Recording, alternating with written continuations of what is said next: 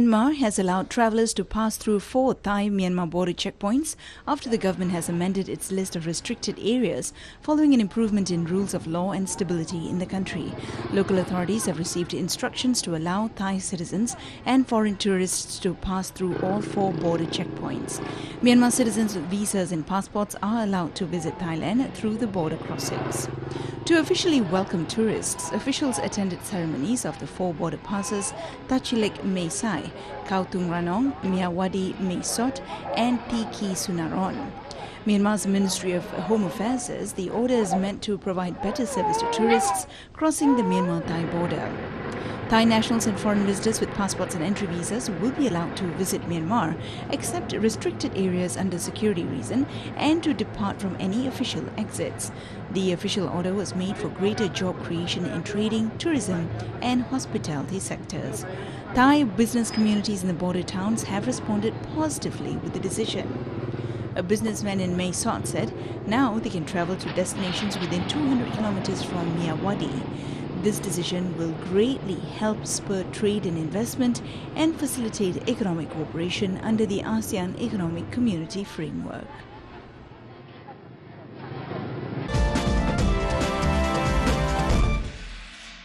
History is the all-time teacher and is also a source of guidance and reference that is of high value to all levels of the community. Through history, people can acquire various knowledge. Also, lessons from every historical event can be used as teaching material to the community, especially to youth of the country. Brunei Minister of Culture, Youth and Sports Pehin Datu Awang Haji Hazair said this while launching the 3rd Borneo History Seminar at the Brunei History Centre in Bandar Sri Begawan. He said history plays a pivotal role in our daily lives, may it be to individuals or to the development of the nation. This is because the community and generations' understanding on history can strengthen one's understanding on elements of a country as well as community institution that needs to be protected in facing the ongoing changes and development around us. Apart from having an in-depth understanding of history, we must also look forward to disseminate history to all levels of the society. Through this method, the community can be exposed to the nation's history and at the same time can instill the spirit of living as a community and as a nation. He added that it is worrying to see history be taken lightly nowadays, especially by the youth, because in the era of globalization, a race or generation that do not know the history of their race have lost their identity and value, making them weak and easily manipulated by foreign elements and power. The seminar, organized by the Brunei History Centre, is a continuation of the 2nd Borneo History Seminar held in 2011.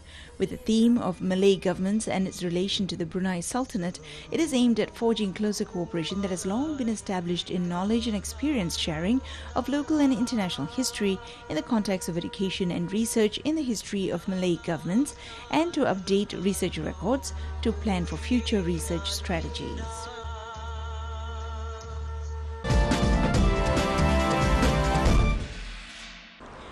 Lemang is a traditional Indonesian, Malaysian, Singaporean food and made of glutinous rice, coconut milk and salt.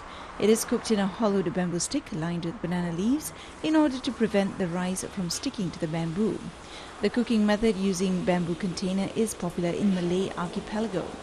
Usually prepared for Muslim celebrations such as Eid al-Fitr, lemang is usually eaten with a wide range of meat dishes such as beef, chicken curry and mutton. In the Klang Valley, Malaysia, the famous lemang seller is the Lemang Pak Ali at Ulu Klang, Selangor. The stall has die-hard customers queuing up even when the lemang is being cooked.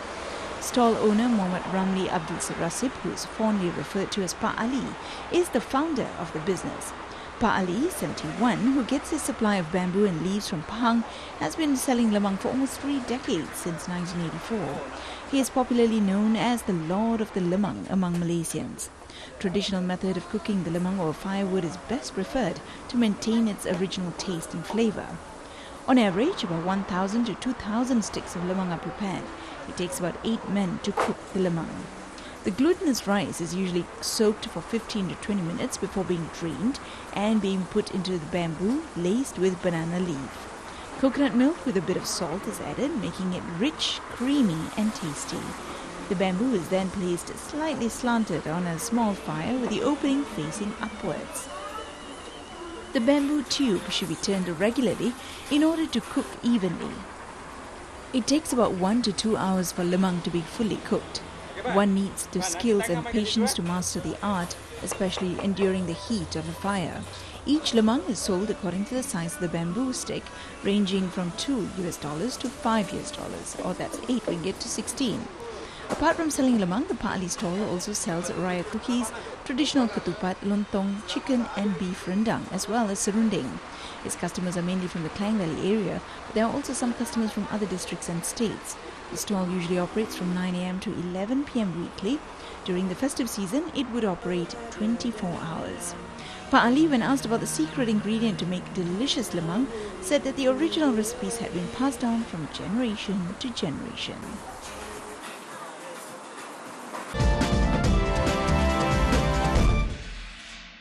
A school in Songkhla province has a Malay class for local young people and operators to prepare them for the Asean community.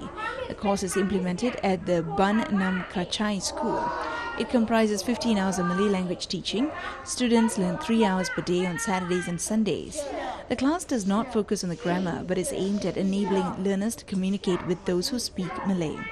Nirachri Putri, a lecturer from Hatia University who teaches in the course, said short-term program was intended to enable learners to use Malay to communicate, and it was very useful for the preparation of locals for the ASEAN Community 2015. 30 local young people and operators study in the course. They are interested in their lessons and the class is joyful. The teacher applies techniques to support learners in memorizing everyday vocabularies, corrects pronunciation and greetings, and shares knowledge about the lifestyles and cultures of Malays.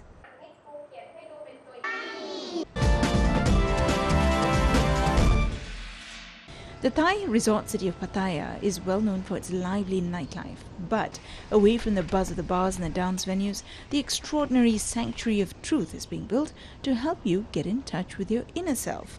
Nestled on the shoreline overlooking the Gulf of Thailand, you cannot fail to notice this striking building. The Sanctuary of Truth is a huge wooden palace filled with thousands of intricately carved mythological figures meant to capture Eastern philosophy of different religious beliefs.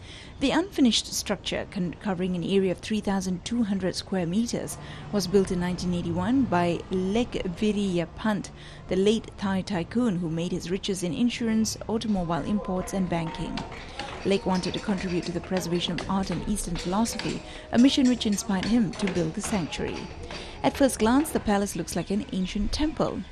But Yosaton Nongpunoi, the sanctuary's operations manager, says it's not meant to be for the worship of any particular religion. The objective of this place is that Mr. Lek wants tourists who come to Thailand to know about the beautiful cultures and traditions and to record teachings from various religions in wood carvings of gods and other symbols of godness in every religion. So people know that every religion from the past teaches us to be good people.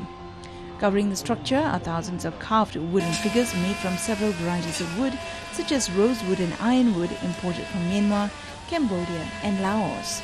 Many of the figures are drawn from Hindu mythologies and Buddhist philosophies. Some are inspired by Persian art and Confucianism. Others were fueled by Lek's own imagination. One such carving is found at the sanctuary's entrance. There exists both male and female serpents, so these are mythological creatures, half human and half serpent. Yosaton says the statue represents the guardians, the gods who protect the entrance of the sanctuary. On a different wing overlooking the ocean, wood carvings capture the 4 classical elements which are earth, fire, wind and water. Inside the main hall, the patterns of the domed ceiling depict the zodiac surrounding the sun. Pongpol Pen Park, a 45-year-old engineer who oversees the structure, says the late owner also wanted to use the sanctuary to preserve the nearly lost art of Thai building techniques. The construction, for instance, did not require any permanent nails.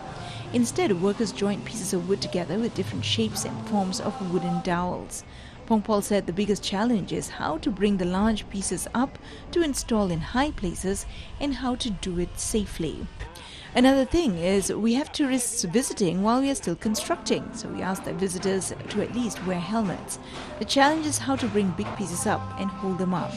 Some of the pieces weigh as much as 2 tons. There are thousands of these figures throughout the sanctuary, giving parts of the building different hues in sunlight. The sanctuary receives about 200 to 500 tourists a day, even though it remains under construction. Visitors wear hard hats for safety. Occasionally, the construction noise drowns out the Buddhist chants blaring from the loud speakers. The construction work is expected to be completed in 2025. Yosaton says the continuous construction process is also meant to help preserve woodworking skills. With the sanctuary compound, an artist uses a piece of chalk to outline drawings from 5 Buddhist precepts on a wooden pillar before handing it over to another worker to carve. Carving one pillar from floor to ceiling sometimes takes several weeks. The hard work certainly does not go unnoticed by admiring visitors. Demidora Anastasia, a Russian tourist, said the construction of the temple is being carried out without a single nail. Each element of the temple fits into another like puzzle pieces. It is probably one of the most beautiful places in Pattaya. Thais believe that a woman can come here and make a wish, like having a child, if she wants it. The belief that the statues can bless couples who are having trouble conceiving a child was made popular by No Love in the City, a Russian movie filmed here. With visitors from many countries, the sanctuary offers guides in several languages, including Chinese, Korean, Japanese, and Russian. The sanctuary has a wide appeal, not only drawing visitors, but also concerts, wedding photo shoots, and gala dinners.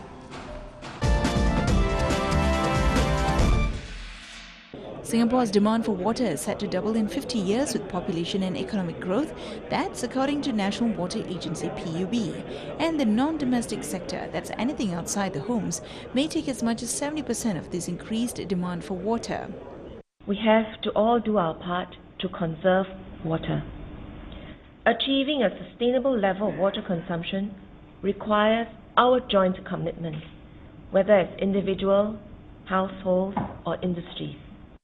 Singapore imports about 60% of its water from Malaysia today. New water and desalination may reduce this reliance in the future, but the need to manage water demand remains a top priority for the country. Companies can use this fund to monitor their water use. Speaking at a PUB event, Minister Grace Fu said companies' efforts make a difference.